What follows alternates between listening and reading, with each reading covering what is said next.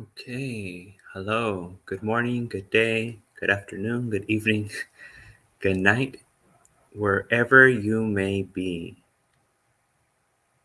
So nice to have you here with us today here at um, Buddhist Insights Empty Cloud. My name is Bhante Sanathavihari. You have all probably seen me around a couple of days already. Hello to Andrew. Hello, friends. Nice to see you all again. So I'm just giving it a few moments. I see people jumping online. Hello to Bhumika.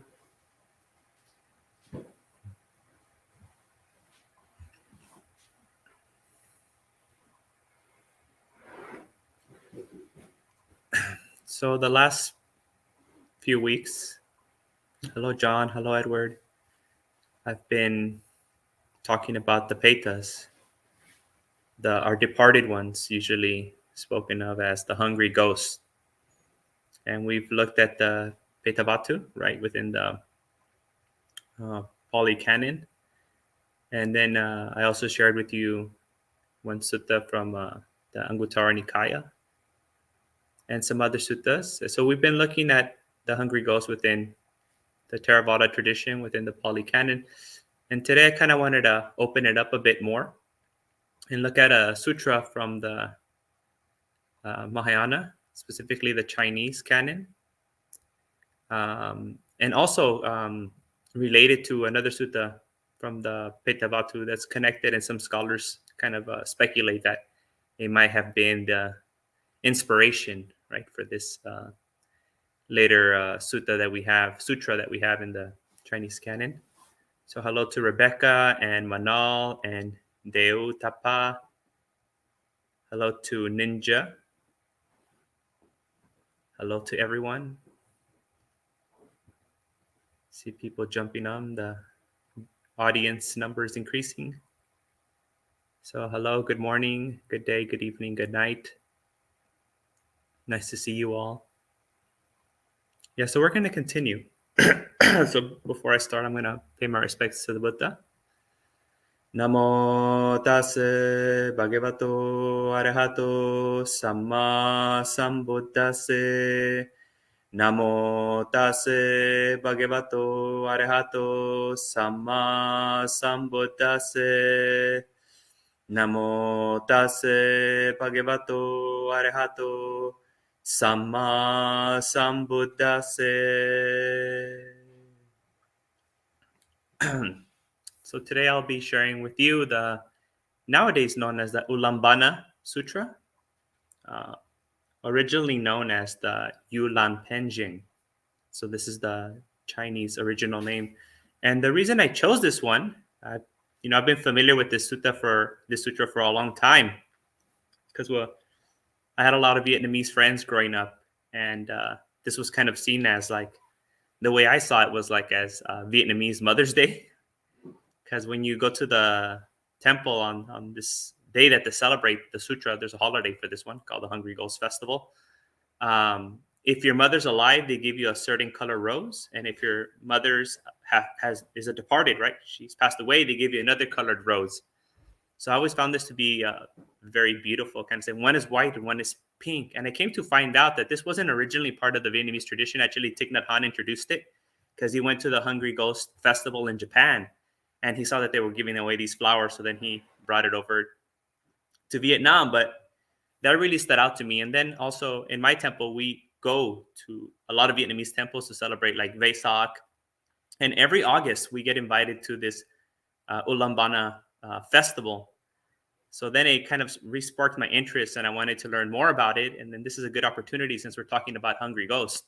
So it's interesting how these originally is a way to, pay respects to our ancestors, especially towards our mothers, and talk about the benefits of supporting the Sangha. But it's, the emphasis kind of changes throughout time and throughout cultures. And now it's still seen as a day to practice meritorious actions and get punya kama. But there's a huge emphasis on the mother and paying respects to our mother, because we're going to see the protagonist of this story is going to be Venerable Arahant Maha Moggallana, and his mother, who was fallen into this kind of lower state of being a Peta.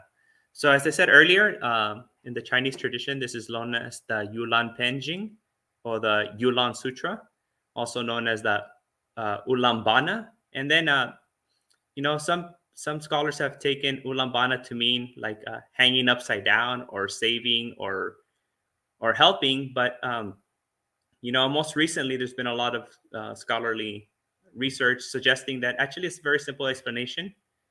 The pen in Yulanpen just means the bowl, and Yulan is like a kind of offering, right? Like a food. So it's just really talking about this kind of the benefits of giving, alms and giving other requisites to the monks. That's the gist of what this the name of this sutta means and the emphasis of the sutta. And there's a lot of debate whether it's an authentic one, because they haven't found any versions like Indian versions, or haven't found an original Sanskrit version. So far, it's only been found in Chinese. So this is actually a sutta that's so important, especially for popular culture and Mahayana Buddhism in China and in Japan, that there's a lot of debate over the origins of it or anything. But even though they can't find any direct evidence for its Indian connection, I think we're going to see that the spirit of the sutta is still in the right place. And then when I share with you a sutta from the Petavatthu, you're going to see it's basically the exact same story, just the characters switched around a bit. So, the essence of Dhamma is still there, whether or not, it came from India or not. We could still take a lot from this sutta. So now I will read to you a translation from it. There isn't that many of them. So I did my best to try to find a good enough translation in English. Most of them are like in, Chinese, obviously, or Vietnamese or Japanese. So I decided to share this one with you, which reflects kind of more of the modern understanding of the Ullambana festival. And it starts like this. Thus have I heard at one time the Buddha dwelt at Savatthi, in the garden of the benefactor of orphans, Anathapindika, and that solitary. Maha Moggallana had just obtained the 6 penetrations and wished to cross over his father and mother to repay their kindness for raising him. Thus, using his way eye, he regarded the world and saw that his deceased mother had been born among the Petas, the hungry ghost. Having neither food nor drink, she was but skin and bones. Maha Moggallana felt deep pity and sadness, filled a bowl with food, and went to provide for his mother. She got the bowl, screened it with her left hand, and with her right hand made a fist of food. But before it entered her mouth, it turned into burning coals, which could not be eaten. Maha Moggallana called out and wept sorrowfully, and hastened to return to the Buddha to set forth all of this. The Buddha said, "Your mother's offenses are deep and firmly rooted. You alone do not have enough power. Although your filial pity sounds have moved heaven and earth, the heaven spirits, the earth spirits, twisted demons, and those outside the way, Brahmas and the 4 heavenly king gods are also without sufficient strength. The awesome spiritual power of the assembled Sangha of the 10 directions is necessary for the liberation to be attained." So basically, Maha Moggallana, through his own offering, can't save his mother, and not even, all the Devas and Nagas and all these other kind of great beings are not enough. The only way that his mother can be saved from this woeful state is through the power of the Sangha. I shall now speak a dharma of rescue, which causes all those in difficulty to leave worry and suffering and to eradicate obstacles from offenses. The Buddha told Maha Moggallana, the 15th day of the 7th month in the Pavarana day, for the assembled Sangha of the 10 directions, for the sake of fathers and mothers of 7 generations past, as well as for fathers and mothers of the present who are in distress, you should prepare an offering of clean basin full of hundreds of flavors and 5 fruits, and other offerings of incense, oil lamps, candles, beds, and bedding, all the best of the world, to greatly virtuous assembled Sangha of the 10 directions. On that day, all the holy assembly, whether in the mountains practicing jhana samadhi, or obtaining the 4 fruits of the way, or walking beneath trees, or using the independence of the 6 penetrations to teach and transform sounds, hearers, and those enlightened to conditions, or provisionally manifesting as bhikshus, but in fact are great bodhisattvas. On the 10th ground, all complete in pure precepts and ocean, like virtue of the holy way, should gather in the great assembly, and all like mind receive the Pavarana food. If one thus makes offerings to the Pavarana Sangha, one's present father and mother, parents, or up to 7 generations, as well as the 6 kinds of close relatives, will escape the 3 paths of suffering, and at that time attain release. Their clothing and food will spontaneously appear. If the parents are still alive, they will have wealth, blessings for 100 years. Parents of 7 generations will be born in heavens, transformation born. They will independently enter the celestial flower light and experience limitless bliss. At that time, the Buddha commanded the assembled Sangha of the 10 directions to recite mantras and vows of the sake of the donor's family. For parents of 7 generations, after practicing jhana concentration, they may accept the food. When first receiving the basin, place it before the Buddha in the stupa. When the assembled Sangha had finished the mantras and vows, when they had accepted it, at that time the bhikshu Maha Moggallana and the assembly of the great bodhisattvas were all extremely delighted, and the sorrowful sound of Maha Moggallana's cry ceased. At that time, Maha Moggallana's mother attained liberation for 1 kalpa of suffering of hungry ghosts. Maha Moggallana addressed the Buddha and said, "This disciple's parents have received the power of merit and virtue of the triple jewel because of the awesome spiritual power of the assembled Sangha." So here, basically what happens is the Buddha says the only way to save your mom is if you offer to the Mahasangha, right? To the Buddha and all the monks, and you offer to them at the end of the rains retreat, right? After the monks have done their confessions.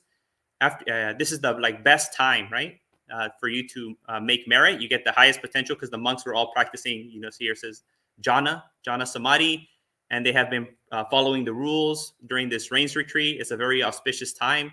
So this is the best time. If you do such an offering, not only will it be for your mom's benefit, for your benefit, for your current family's benefit, but up to seven generations. And here it means your 7 mothers from 7 previous lives, right? So not only his mother who just passed away, but his mother from the previous life, up to 7 lives get benefit from it. And that's basically the gist of what I just covered. And then it continues. If in the future the Buddha's disciples practice filial piety by offering up the Ullambana basin, they will be able to cross over their present fathers and mothers as well as those of 7 generations past. The Buddha replied, "Good indeed. I am happy you asked that question. I just want to speak about that now, and you have asked also about it. Good man, if bhikshus and bhikkhunis, kings and crown princes, great ministers, great officials, cabinet members, the hundreds of officers, and tens of thousands of citizens wish to practice compassionate filial piety conduct for the sake of the parents who bore them, as well as the sake for the fathers and mothers of 7 lives past, on the 7th day of the 7th month, the day of the Buddha's delight, the day of the Sangha's Pavarana, they all should place hundreds of flavors of foods in the Ullambana basin and offer them to Pavarana Sangha of the 10 directions. They should vow to cause the length of life of the present father and mother to reach 100 years without illness, without suffering, afflictions, or worries, and also vow to cause 7 generations of fathers and mothers to leave the suffering of the hungry ghosts, to be born among men and gods and have blessings and bliss without limit.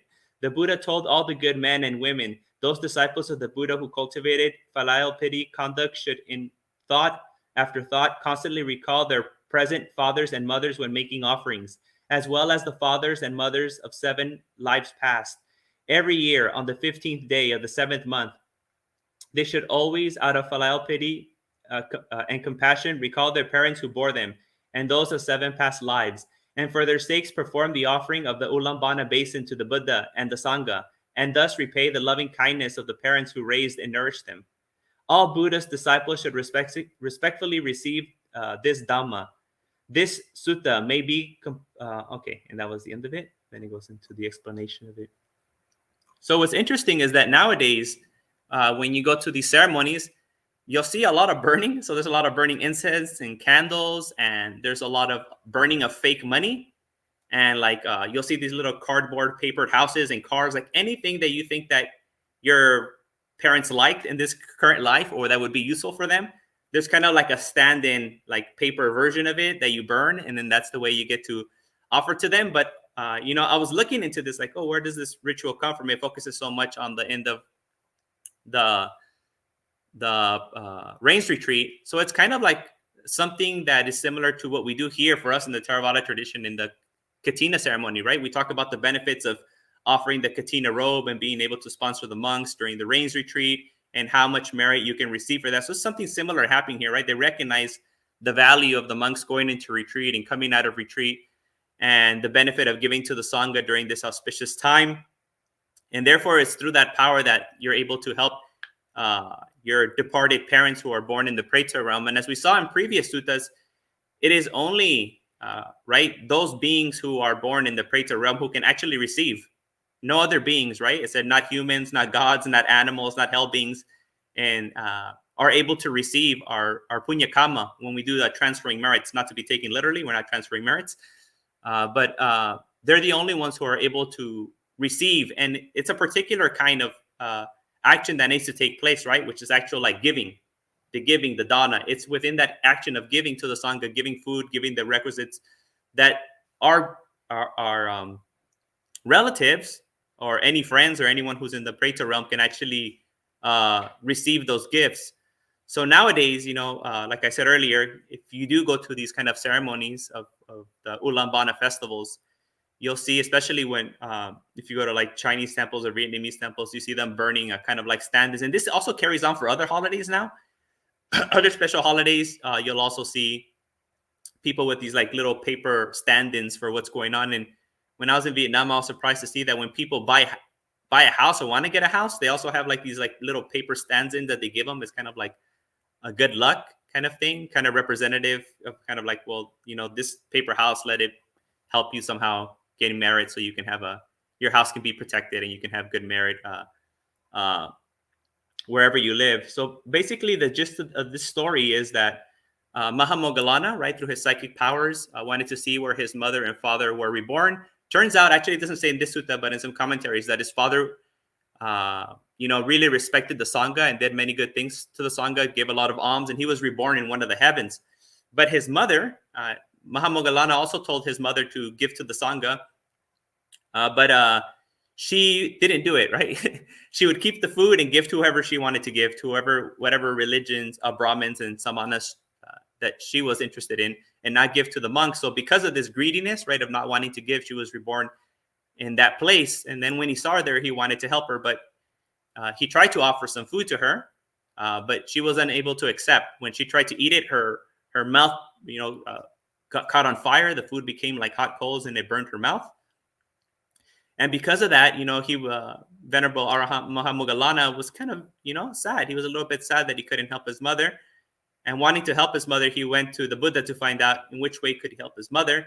And then the Buddha says, it's impossible for you by yourself or any of the awakened beings or any of the gods or other great beings to be able to help her. It requires a special kind of kamma, a very special action, meritorious deed, which is this at the end of the rains retreat. If you give at that time, then it'll be enough to save her. So then, according to the story, after he does this, she's saved from the Preta Loka, right? She's saved from this kind of the state of the departed ones. And then she's reborn into some animal state because she's moving up. And then after she lives a short life as an animal, then she's reborn in the heavenly world, according to the commentaries to this sutta, right? So even gradually, even with this great help, she wasn't able to, be reborn as a human or go straight into heaven. She still kind of have to work through this karma little by little. So she had to kind of go through that animal state, and then from the animal state into this heavenly state. So now I want to share with you another sutta that's very similar that we have also in the Theravada tradition. And the protagonist here is Venerable Arahant Sariputta. Yeah, so this is from the Petavatthu. These are the verses from part 2, chapter 2, I think. Yeah, the verses number 2. It's called SariputtaTheraMatu PetivatthuVannanna. And in English, the mother of the elder monk Sariputta. While the teacher was dwelling at Velovana, he told this story. One day, the Venerable Sariputta, Maha Moggallana, Anuruddha, and Kapina were staying in a certain spot in the forest not far from Rajagaha. Now, at that time in Benares, a certain Brahmin of great wealth and resources was a onto helping monks and Brahmins, indigents, tramps, welfares, and beggars, whom he gave away food, drink, clothes, lodgings, and other benefits. He ordered his life and gave according to opportunity and was fitting to those coming and going, everything necessary for the road. He said to his wife, "Madam, do not neglect the business of giving, but carefully look after it, as has been appointed." She assented, but when he was gone away, she cut short the rule of charity for the monks. Furthermore, to welfarers who had come for shelter, she pointed out an abandoned tumble-down and shed behind the house, saying, "Stay there." When the wanderers came there for food and drinks and other things, she would utter a curse, enumerating to each one whatever was impure and loathing, saying, "Eat dung, drink urine, drink blood, eat the brain of your mother." Taken up at her death by the power of karma, she was reborn as a Peta, who endured misery in conformity with her misbehavior. Remembering their kinship in her former existence and desiring to approach Sariputta, she came to his abode. There the devas of his home refused her admittance. Wherefore she spoke as follows: "In the 5th previous life, I was mother of the honorable elder Sariputta. Permit me to enter the donor to see him." Upon hearing this, they granted her admittance. When she was inside, she stood at the far end of the cloister and saw him. As he noticed her, he was moved in his mind by comparison, and so he asked her, "Naked and of hideous appearance you are, emaciated and with prominent veins. You thin one, with your ribs standing out. Who are you now? Who are you here?" This is Venerable Arahant Sariputta. And then the ghost, who was his mother in a previous life, says, "I was your own mother, formerly in other lives. I have been reborn in the Peta Loka, afflicted with hunger and thirst. The discarded cast out saliva, nose, mucus, phlegm, the fat of burning bodies, and the blood of delivered women, and the blood bath of the wounded, and those whose noses and heads are cut off. In short, whatever disgusting is connected with men and women, I half dead with hunger eat. Pus and blood I eat of animals and men. I am without refuge and without home, lying upon the black bed. Give, dear son, a gift for me, and when you have given it, assign to me the credit.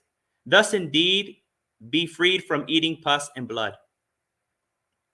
The following day, Sariputta, with the other three venerables seeking alms in Rajagaha, arrived at the residence of King Bimbisara. When the king asked, "Venerable sirs, why have you come here?" the Venerable Maha Moggallana told the king what had happened to Sariputta, saying, "Reverend sirs, it is permitted." The king dismisses them, summoned his ministers, and ordered him, "Build in the grove of the city 4 cabins provided with shade and water."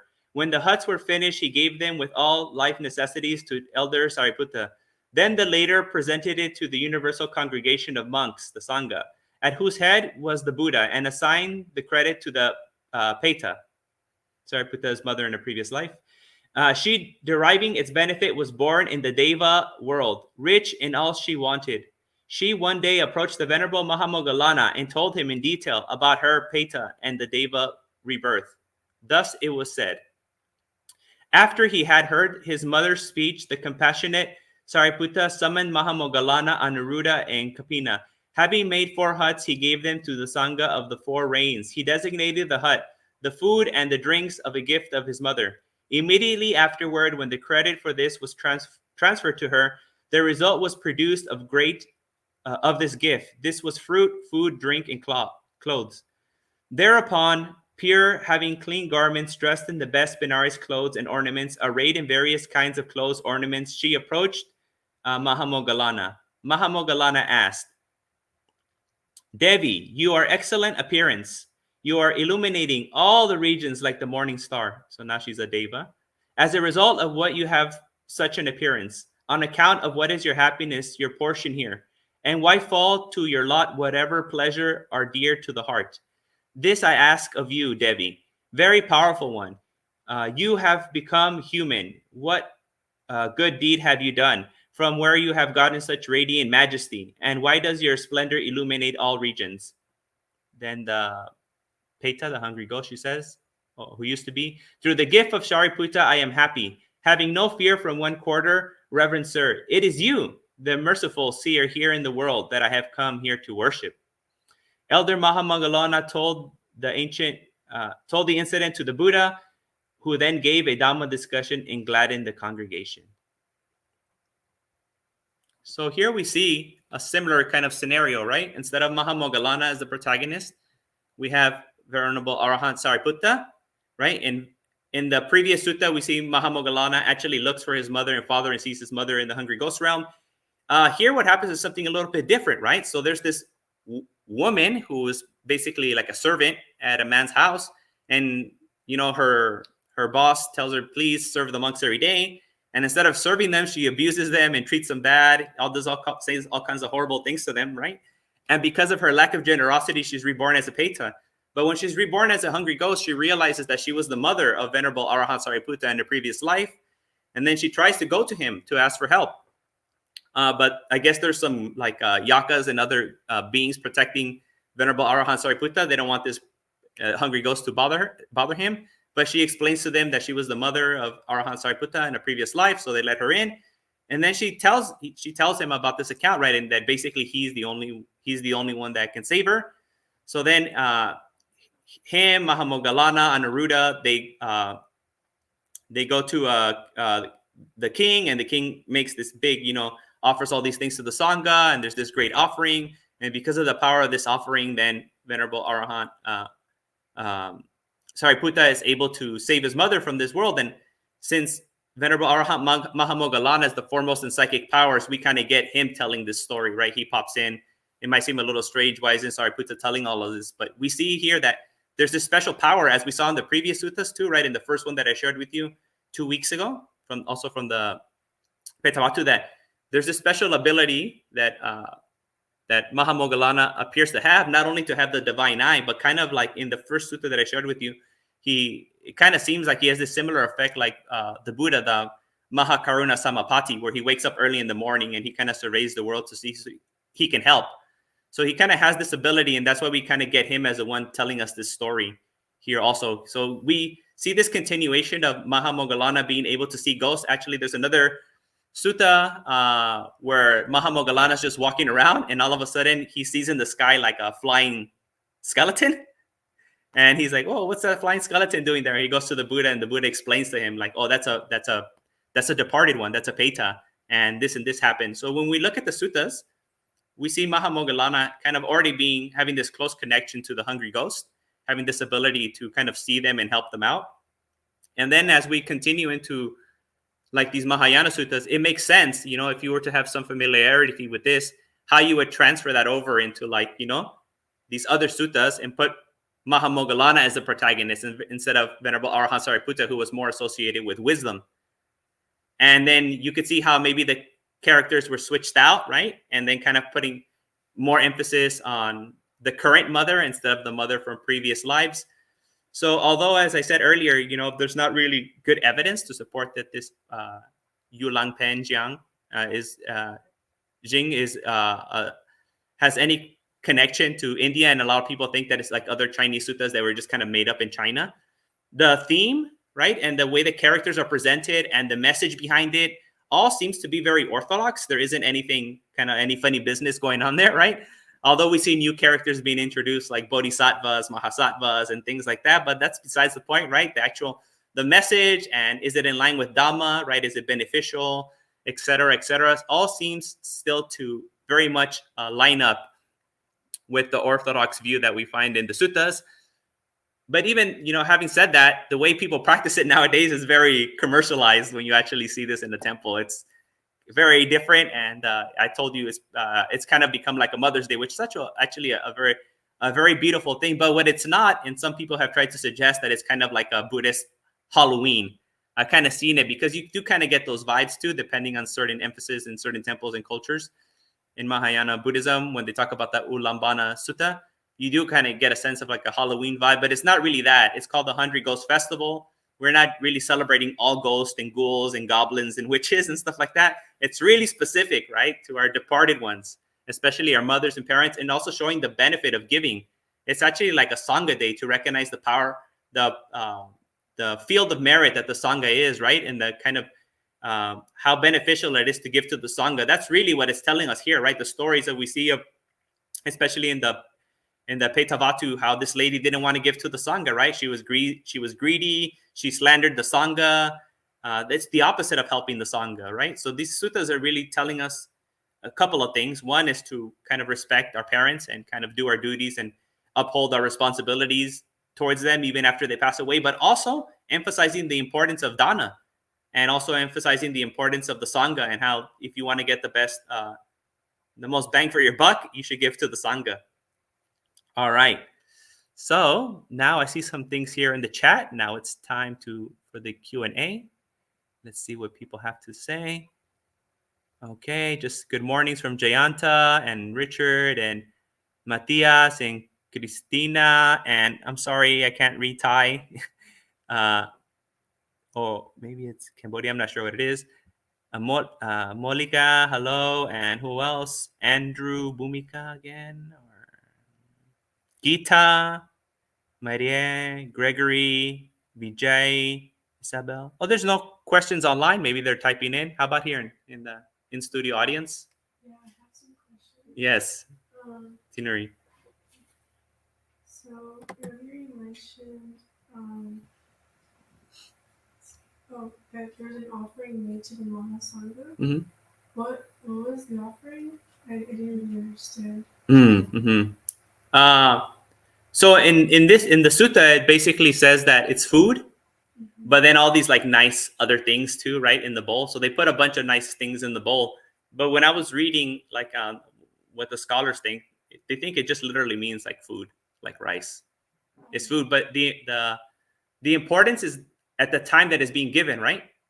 So at the end of the rains retreat, right after the monks have done their confessions and the recitation of the Patimokkha, so right after that, the next meal, that is like the most powerful meal, right? To give at that time when the Sangha is very pure. They've been practicing for 3 months. So the emphasis is to give during that time. Okay. Mm-hmm. And I think there was something where you were saying about like the mom, like it had something to do like with giving merit to the mom or something. Mm-hmm. Yeah, so then the offering should be dedicated, right, to our departed ones. Oh, okay. Yeah, so when you do that offering, you have to think in mind of your mother and father if they passed away, right? And even if they haven't, you should think like, oh, any of my mothers and fathers or any departed relatives, I may not even know them in this life, maybe up to 7 lives in the past, right? Mm-hmm. May they also partake in this meritorious deed. May they also rejoice in this wholesome action. So it's always keeping them in mind, right? Having that intention of renunciation, having that intention of loving kindness, having that intention of compassion in mind when we do any actions, as we see in the second factor of the Noble Eightfold Path, right? The right intention, right motivation, kind of always having that in everything that we do, especially when we're doing these very powerful acts. Mm-hmm. Okay, thank you. I have another question. Mm-hmm. So how, like in the sutta, it was saying, like, I was just wondering, how do it know if their parents are born in the ghost realm? Yeah, so in this sutta, we're lucky that we have 2 great arahants that have psychic powers, and they know for themselves, right? They can see, especially Arahant Maha Moggallana. Like I was saying, he seems to have this power of being able to see the hungry ghost. Like he's probably the foremost in that, from what I've seen in these suttas. But for us, we don't know, and that's why in the previous sutta that we did last week, the Buddha tells us, like, don't worry if you know or you don't know. Just do it anyways. Just do it anyways, because do the offering. Oh, okay. Right? Always, every time that we offer, we should dedicate it to our relatives and our departed ones, because we don't know, right? We think our parents are alive, but actually, I haven't been to California in the last couple of weeks, or, I didn't talk to my mom today. She could have passed away. I don't even know, right? So anytime I do something, I should dedicate it to her.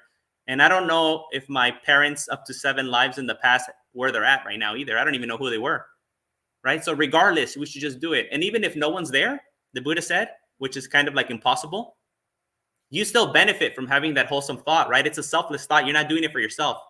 You're not thinking, oh, I'm going to give to the monks so I can get punya kama. I think you're thinking about others, which is actually even more beneficial because you have this selfless thought. So whether there is, whether there isn't, whether you know, whether you don't know, whether you can see, whether you can't see, just do it. Either way, it's going to be good.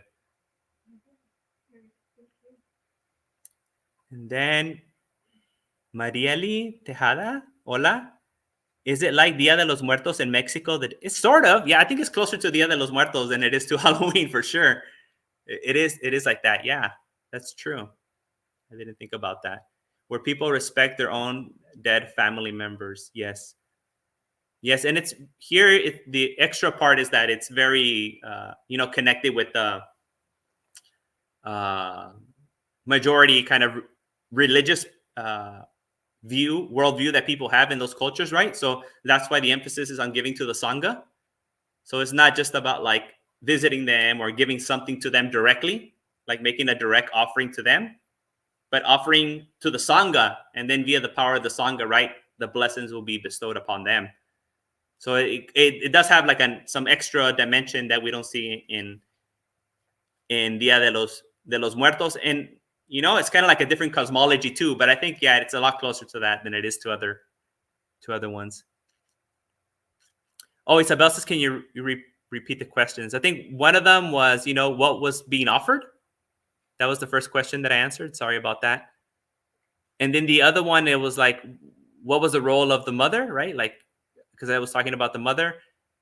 And then the last one was, about how can we see or these beings, and I said regardless whether we see them or we don't, or whether we know or we don't, we should still do the wholesome deed. Then S says, if asura same as hungry ghosts? No, asuras are different than hungry ghosts. And are they fighting with each other like told in the stories? According to the stories, the asuras and the devas, right, a certain particular group of devas are always in combat, which is like the retinue of Saka, of Indra. They're fighting the asuras because the asuras are like jealous and resentful. Manal says, Bhante, I'm wondering if Maha Moggallana was an arahant, how would he experience this level of agony overseeing his mother in the state that was in, also if her karma earned? Yeah, so this is like a Mahayana Sutta, So, they have a different view of what Maha Moggallana is, right? They have a different view of what an arahant is and what arahants can do and can't do. So from our perspective, obviously, he wouldn't be in agony, right? Maybe agony is too much.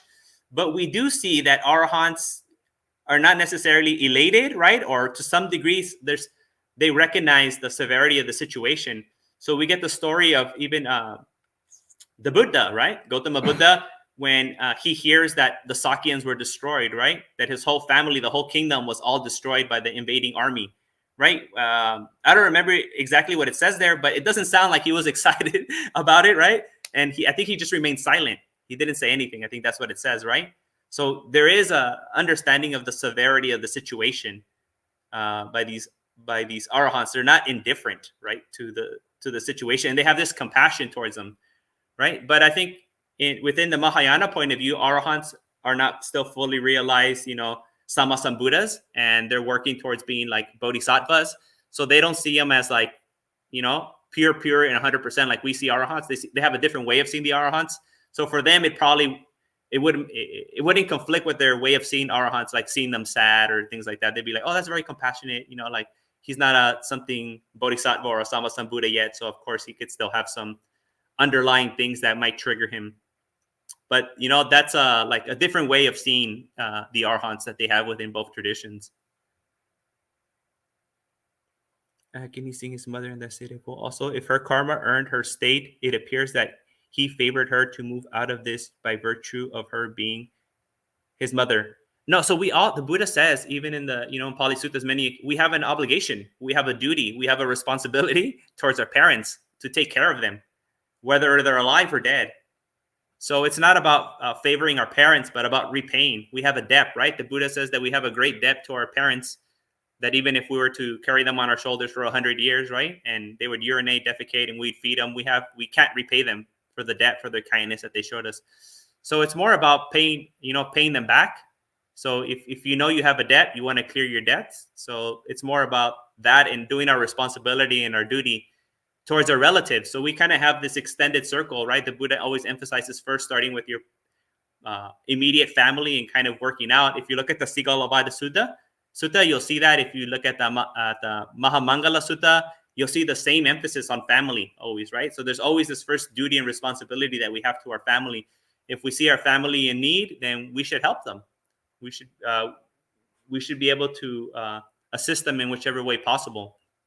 So it's that kind of perspective. It's not that he's like picking favorites, right? And then we see in other suttas that he helps other hungry ghosts too. So it's not only, he didn't only help his mother.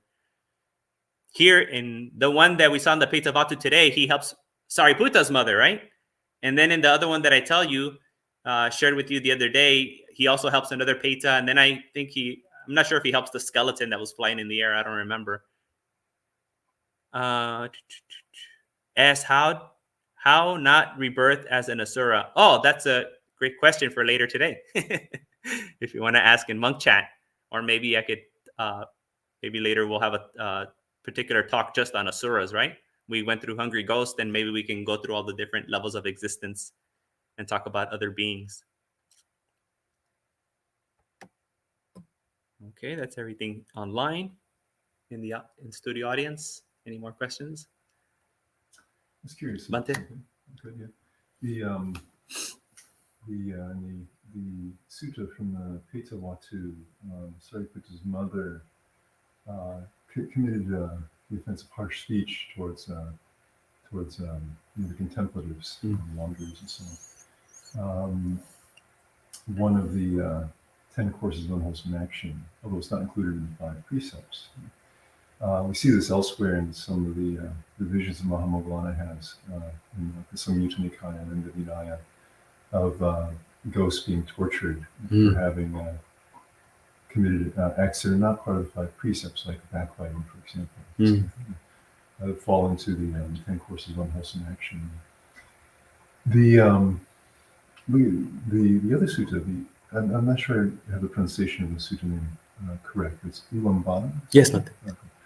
You mentioned, as I recall, that the mother had not practiced generosity. Did it say anything about an offense against morality? Actually, I don't recall that. Let's see.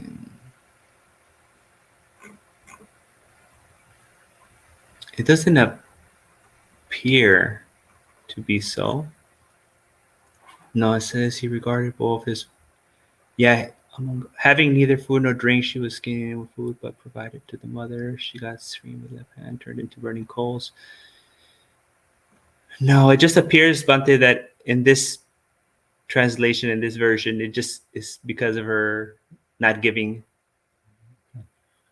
Thank you. But there's also a whole set of commentaries around the sutta that give more detail. So maybe in the commentaries, it might elaborate on more reasons. Why same thing like is in the Petavatthu, the story that I shared. I shared the verses, but most of it was the story, the commentarial story to the verses. So I assume that probably a similar explanation is given in the Mahayana commentary about why Maha Moggallana's mother went through that.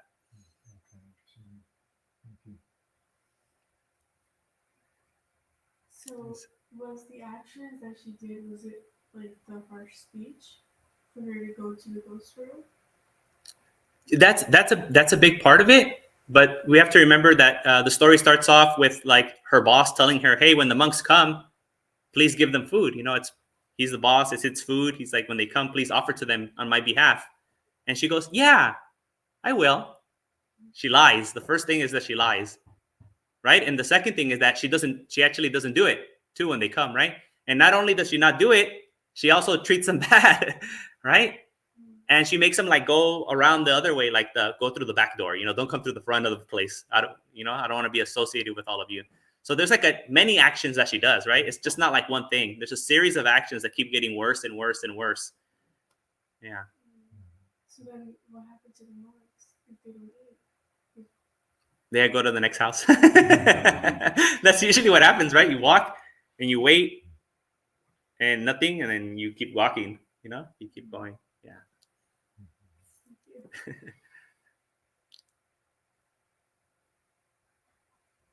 Do we have time?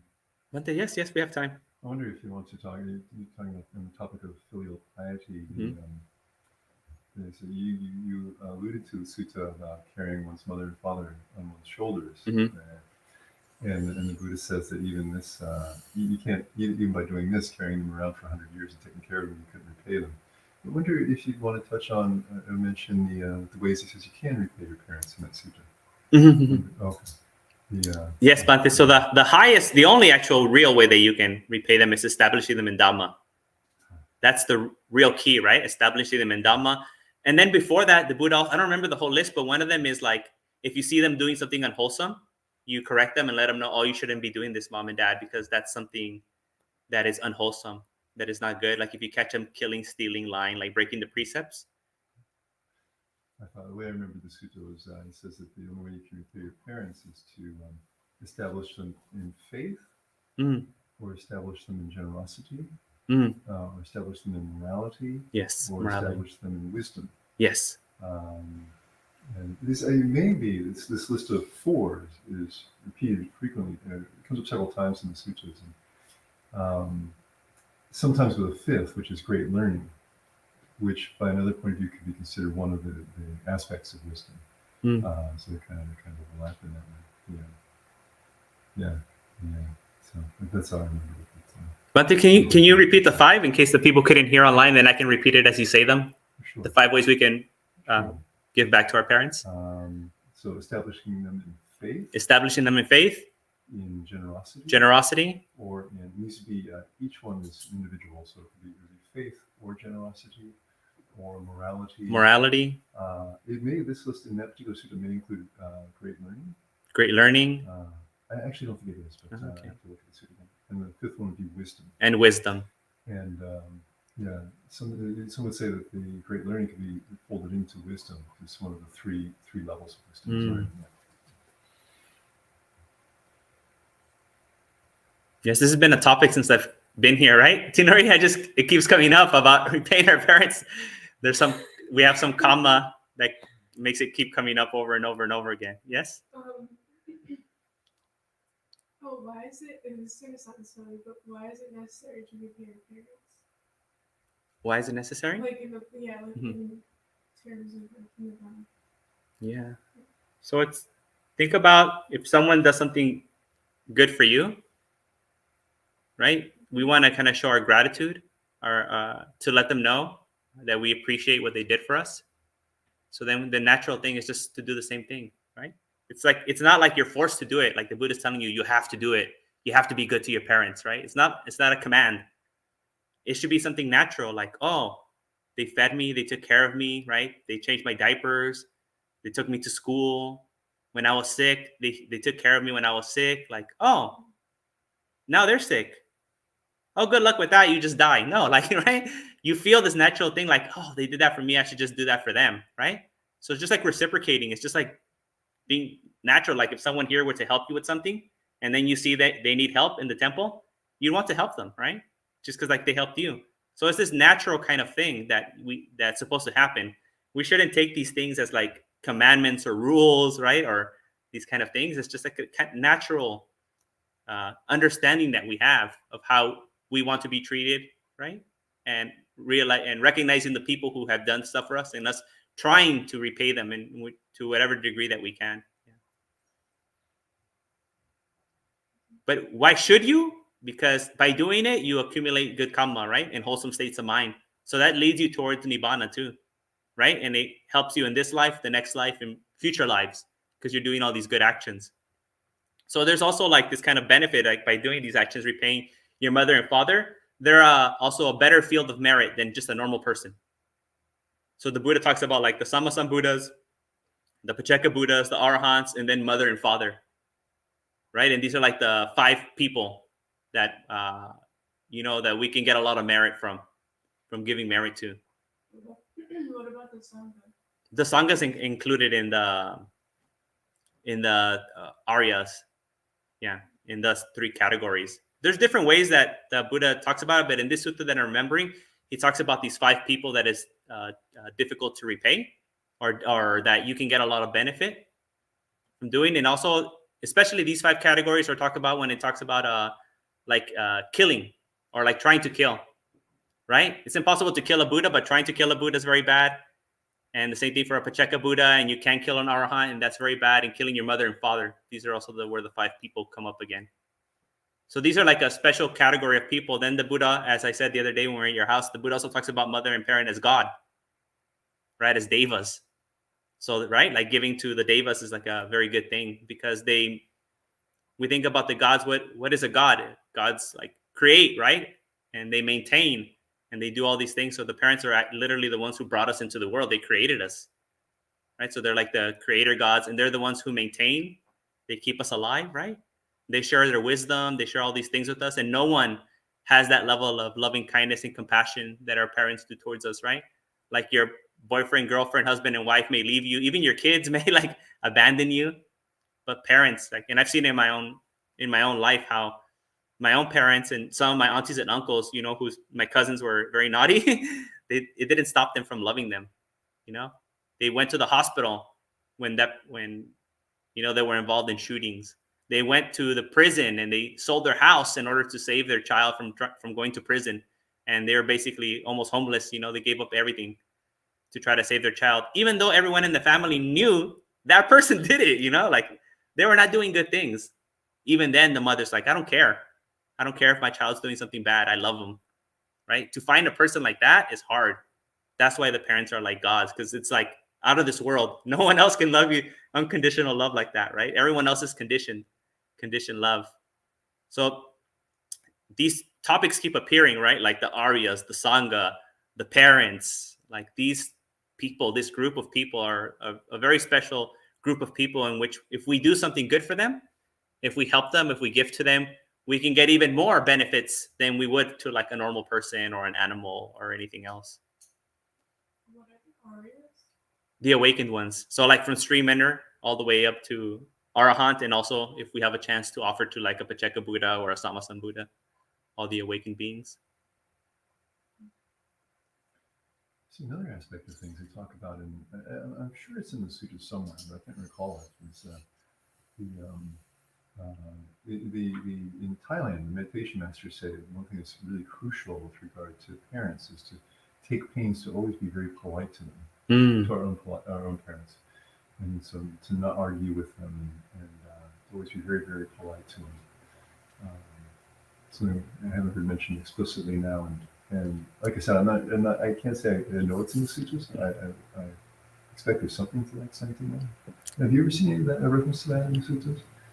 No, but it does remind me of how the Buddha tells us, the monks, to act towards each other with thoughts and speech and gestures of loving kindness, whether known or unknown, whether seen or unseen. So I think the parents kind of get that too, right? Like we treat our parents just like we would treat the Sangha. Right.